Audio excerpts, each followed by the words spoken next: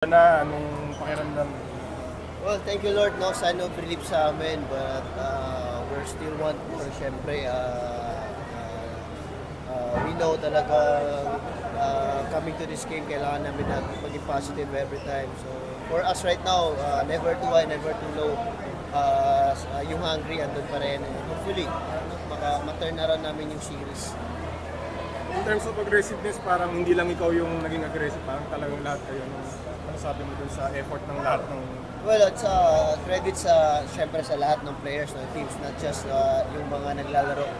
From dugout pa lang, yung mga bench player, yung mga slingers namin, talagang positive mindset na sila. Sa dugout pa lang, grabe yung energy nila. So, I think nagkaroon kami ng positive vibes na kami to this game. And all credit din sa adjustment ng coaching staff namin, syempre. And big game para sa amin. Tingin nyo ba na nakukuha nyo na yung mga ginagawa ng TNT? For us right now, happy kami na tabla namin, but we know TNT, their coaching staff, Coach Shot, no?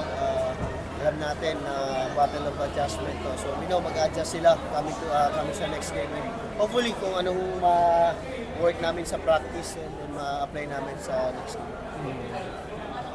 Thank you. Thank you.